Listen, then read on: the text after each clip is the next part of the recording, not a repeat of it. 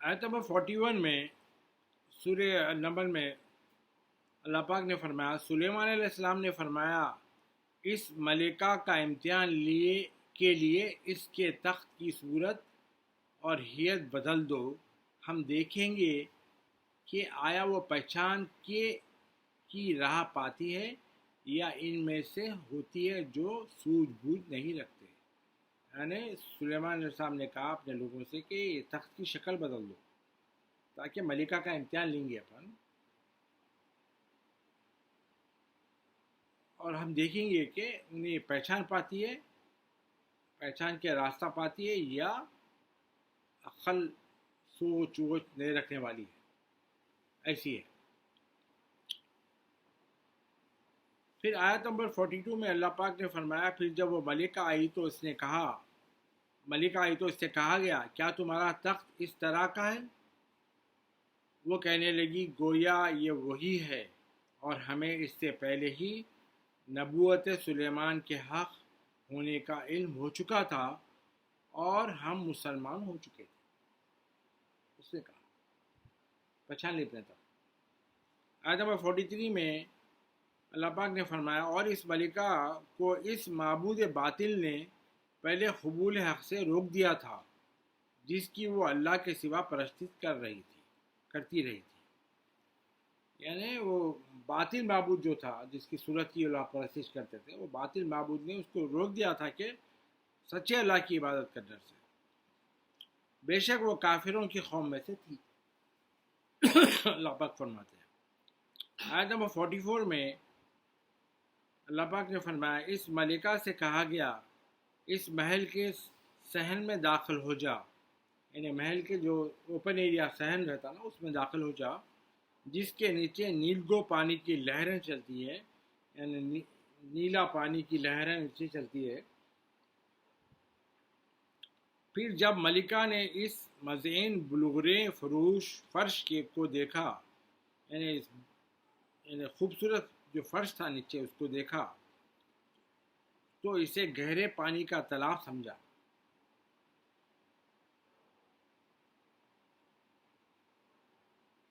اور اس نے پائچے اٹھا کر اپنے دونوں پنجڑیاں کھول دیں، یعنی پائچے اٹھا لی پانی سمجھ۔ سلیمان علیہ السلام نے فرمایا یہ تو محل کا شیشوں کا جڑا ہوا صحن ہے، یعنی نیچے پانی تھا، وہ گلاسز تھے اوپر، اس کو ایسا دکھا دے کہ پانی ہے۔ اس ملکہ نے عرض کیا اے میرے پروردگار، میں اسی طرح فریب نظر میں مبتلا تھی، یعنی اب جیسا دھوکہ کھائی ویسی نظر کی فریب میں مبتلا تھی۔ بے شک میں نے اپنی جان پر ظلم کیا، اور اب میں سلیمان علیہ السلام کے ساتھ میں اس اللہ کی فرما بردار ہو گئی ہوں جو تمام جہانوں کا رب ہے۔ آیت نمبر 45 میں اللہ پاک نے فرمایا، اور بے شک ہم نے قوم سمود کے پاس ان کے قومی بھائی صالح علیہ السلام کو پیغمبر بنا کر بھیجا کہ تم لوگ اللہ کی عبادت کرو، تو اس وقت وہ دو فرقے ہو گئے جو آپس میں جھگڑتے تھے۔ آیت نمبر 46 میں اللہ پاک فرماتے ہیں، صالح علیہ السلام نے فرمایا اے میری قوم، تم لوگ بھلائی یعنی رحمت سے پہلے برائی یعنی عذاب میں کیوں جلدی چاہتے ہو؟ یعنی اللہ کی رحمت آنے سے پہلے اپنے اوپر کیوں عذاب چاہتے ہو، کیوں جلدی چاہتے ہو؟ اللہ سے بخشش کیوں طلب نہیں کرتے تاکہ تم پر رحم کیا جائے۔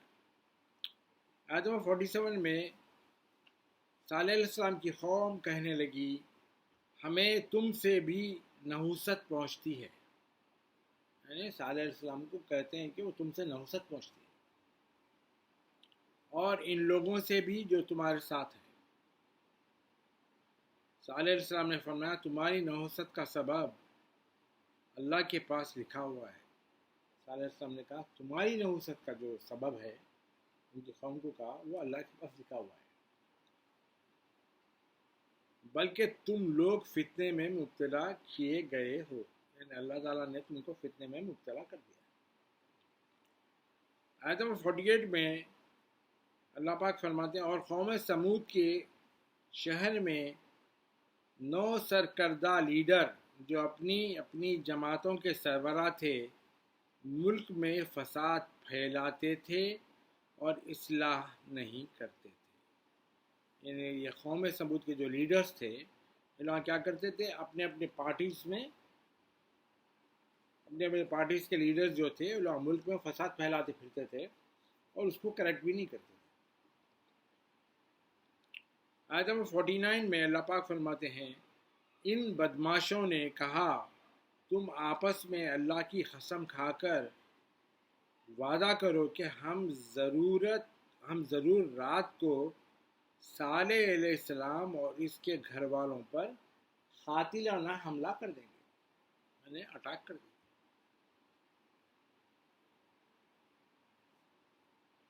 پھر ان کے وارثوں سے کہہ دیں گے کہ ہم ان کی ہلاکت کے موقع پر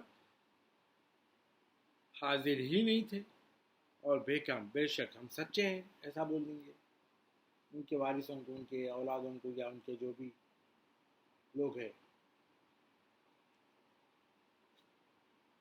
آیت نمبر 50 میں پھر ان لوگوں نے کہا، اللہ پاک فرماتے پھر انہوں نے خفیہ پلاننگ کی، سازش کی، اور ہم نے بھی اس کے توڑ کے لیے خفیہ تدبیر فرمائی اور انہیں خبر بھی نہ ہوئی. اللہ تعالیٰ نے بھی پلاننگ کی. آیت نمبر 51 میں اللہ پاک فرماتے ہیں تو آپ دیکھیے کہ ان کے مکرانہ سازش کا انجام کیسا ہوا. بے شک ہم نے ان سرداروں کو اور ان کی ساری قوم کو تباہ و برباد کر دیا. آیت نمبر 52 میں اللہ پاک فرماتے ہیں سو یہ ان کے گھر ویران پڑے ہیں اس لیے کہ انہوں نے ظلم کیا تھا. بے شک اس میں اس قوم کے لیے عبرت کی نشانی ہے جو علم رکھتے ہیں. جس کو علم ہے، جس کو نالج ہے، ان کے لیے عبرت کی نشانی ہے یہ قوم کے لیے. آیت نمبر 53 میں اللہ پاک فرماتے ہیں اور ہم نے ان لوگوں کو نجات بخشی جو ایمان لائے اور تقوی شعار ہو گئے تھے. جو تقوی اللہ سے ڈرتے تھے، جو ایمان لائے تھے، ان لوگوں کو اللہ تعالیٰ نجات دے دی، وہ اس میں لوگ تباہ نہیں ہوئے. آیت نمبر 54 میں اللہ پاک فرماتے ہیں اور لوط علیہ السلام کو یاد کریں جب انہوں نے اپنے قوم سے فرمایا کیا تم بے حیائی کی حرکتیں کرتے ہو حالانکہ تم دیکھتے بھی ہو. آیت نمبر 55 میں اللہ پاک فرماتے ہیں لوط علیہ السلام نے کہا کیا تم اپنی نفسانی خواہش پوری کرنے کے لیے عورتوں کو چھوڑ کر مردوں کے پاس جاتے ہو، بلکہ تم جاہل لوگ ہو. آیت نمبر 56 میں اللہ پاک فرماتے ہیں تو ان کی قوم کا جواب اس کے سوا کچھ نہ تھا. وہ کہنے لگے تم لوط کے گھر والوں کو اپنی بستی سے نکال دو، یہ بڑے پاک باز بنتے ہیں، بہت نیک بنتے ہیں، ان کو نکال دو بستی سے. آپس میں لوگ بولے. آیت نمبر 57 میں اللہ پاک فرماتے ہیں بس ہم نے لوط علیہ السلام کو اور ان کے گھر والوں کو نجات بخشی سوائے ان کی بیوی کے. ان کی بیوی کو اللہ تعالیٰ نے نجات نہیں دی کیونکہ ان کی بیوی وہ قوم سے ملی ہوئی تھی.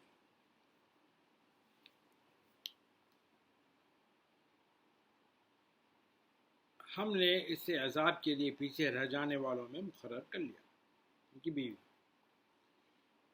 آیت نمبر 58 میں اللہ پاک فرماتے ہیں اور ہم نے ان پر خوب پتھروں کی بارش برسائی سو ان ڈرائے گئے لوگوں پر پتھروں کی بارش نہایت ہی بری تھی. آیت نمبر 59 میں اللہ پاک فرماتے ہیں فرما دیجیے اے رسول مکرم صلی اللہ علیہ وآلہ وسلم کہ تمام تعریفیں اللہ ہی کے لیے ہیں اور اس کے منتخب برگزیدہ بندوں پر سلامتی ہو. تعریفیں تو تمام اللہ کے لیے ہیں اور اللہ کے جو سلیکٹڈ بندے ہیں ان پہ بھی سلامتی ہو.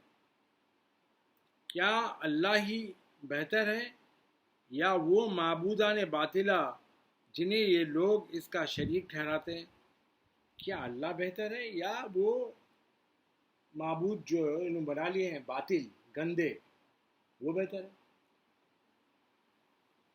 آیت نمبر 60 میں اللہ پاک فرماتے ہیں بلکہ وہ کون ہے جس نے آسمانوں اور زمین کو پیدا فرمایا اور تمہارے لیے آسمانی فضا سے پانی اتارا پھر ہم نے اس پانی سے تازہ اور خوشنما باغات اگائے. تمہارے لیے ممکن نہ تھا کہ تم ان باغات کے درخت اگا سکتے تھے.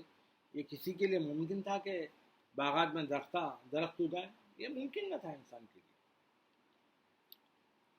کیا اللہ کے ساتھ کوئی اور بھی معبود ہے؟ بلکہ یہ وہ لوگ ہیں جو راہ سے پرے ہٹ رہے ہیں، راہ سے پیچھے ہٹ گئے ہیں.